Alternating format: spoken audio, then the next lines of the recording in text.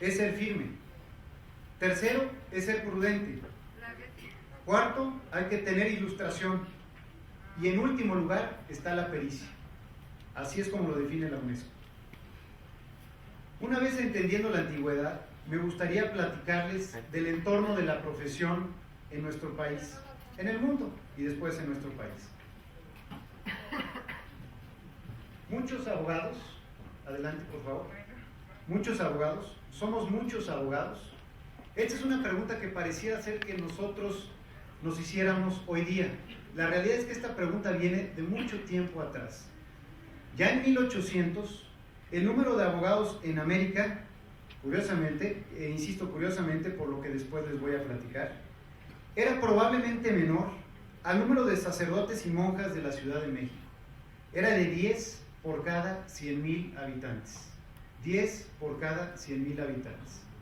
Nos vamos a dar cuenta que esta cifra en nuestro país se ha incrementado de una forma impresionante hoy día. En aquel tiempo se estimaba en un exceso. Ya hacia esta época se permitía una definición de la perspectiva, de lo que significaba la perspectiva del abogado en el siglo XIX. La perspectiva del abogado no dependía de si eran muchos o pocos, sino de su utilidad social. Es decir, en el siglo XIX ya cuestionaban si el hecho de tener muchos o pocos abogados era en función del número, sino más bien en función de qué tanto me servían, ¿no? Estas fuentes de información que les quiero mostrar a continuación son fuentes de la NADE, de la Barra Mexicana de Abogados, y también de Rogelio Pérez Perdomo, a quien cité en un inicio, investigador. Déjenme decirles que algunas de estas cifras están datadas con años atrás. Desafortunadamente, y aunque no lo creamos, en América Latina este tipo de investigadores no abundan. Desafortunadamente también, al no abundar este tipo de investigadores, no permiten que la información se actualice con total exactitud al día de hoy. El número de abogados en algunos países de América Latina se sitúa como se indica en la gráfica. El país que más abogados tiene por cada 100,000 habitantes es Argentina. El país que menos abogados tiene por cada 100,000 habitantes es el Perú, aunque sus cifras daten de 1970. Esta cifra corresponde a un análisis hecho por Perdomo con posterioridad. Para lo que nosotros representa, México hacia cerca del 2000 representaba la quinta posición. Lo vamos a ver más adelante con el número de estudiantes en Derecho que hoy día tiene el país. México se coloca en el segundo lugar en número de abogados en América Latina.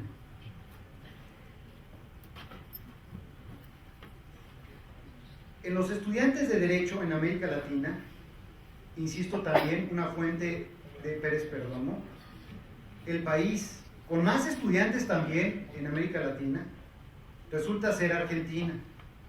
El país con menos estudiantes resulta ser Costa Rica, con 125 por cada 100,000 habitantes. Y el país que está en segundo lugar, que es México, hacia el 2001, hace 7 años, con 198 abogados por cada 100,000 habitantes, es el nuestro. ¿Por qué es importante esta cifra?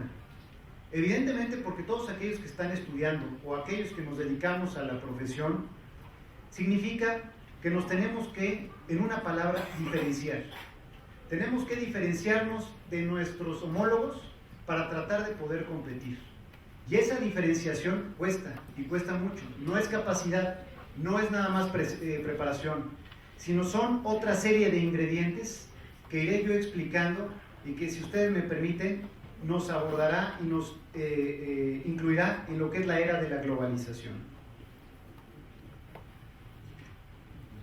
Los abogados en México. Los profesionistas registrados en la Dirección General de Profesiones en la licenciatura en Derecho por estados muestra la siguiente gráfica. Es una gráfica interesante y déjenme decirles por qué. Porque es una gráfica histórica. La Dirección General de Profesiones nace en 1946.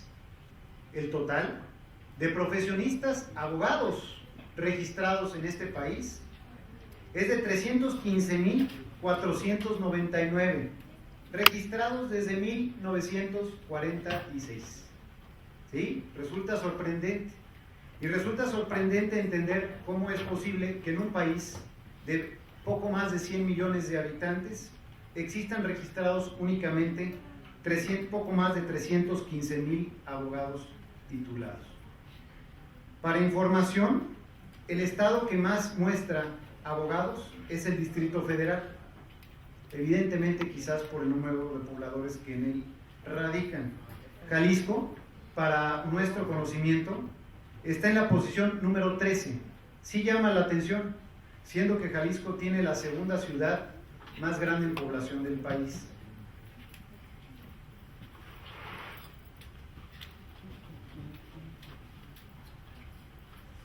Si nos vamos a la especialización, en las fuentes presentadas por la ANADE, la Asociación Nacional de Abogados de Empresa, y la Barra Mexicana, Colegio de Abogados, me permitiría hacer una aclaración únicamente. La colegiación en México de los abogados no es obligatoria. No es obligatorio que los abogados pertenezcan a un colegio. En mi opinión, y quizás estoy equivocado, me parece que es un gran error. Me parece que la colegiación debiera de ser obligatoria. Me parece que nos debieran de obligar a ser mejores, a prepararnos, como sí lo hacen en otras profesiones, como en el caso de los contadores. Probablemente discrepen opiniones, esa es mi opinión. ¿Pero a qué nos lleva? La colegiación en México aborda las siguientes cifras. La Asociación Nacional, hay dos organismos importantes en este país, hoy por hoy la ANADE, entiendo ya colegio, y evidentemente la Barra Mexicana Colegio de Abogados. Hay otro sinnúmero de colegios y barras. Jalisco tiene un sinnúmero de barras, pero me permito citar a los más importantes, representativos y fundamentales en esta nación. La ANADE y la Barra Mexicana. La ANADE tiene 650 miembros de un país de poco más de 100 millones de habitantes. La Barra Mexicana de Abogados tiene 1.790 miembros de un país de más de 100 millones de habitantes. La colegiación en este país está en 2.440 abogados, de 315.000 que aun y cuando históricamente se encuentran registrados en la Dirección General de Profesiones. Quise citar esto porque las fuentes a las que voy a hacer referencia en las siguientes gráficas son la ANADE y la Barra Mexicana. Son las únicas que nos permiten observar cuál es el grado de especialización en este país. ¿Y por qué es importante entender el grado de especialización en este país?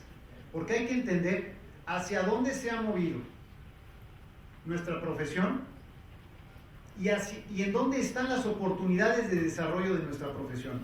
Si ustedes observan esta gráfica, la especialidad que más detona en este país es litigio civil y mercantil, sin duda. En un segundo lugar está la materia corporativa. En un tercer lugar está la materia fiscal contenciosa. Algo que a mí me llama la atención, que en otros países no sucede si hacemos un comparativo, como los Estados Unidos, es la docencia. La docencia está en un 2%. Es algo que preocupa, evidentemente.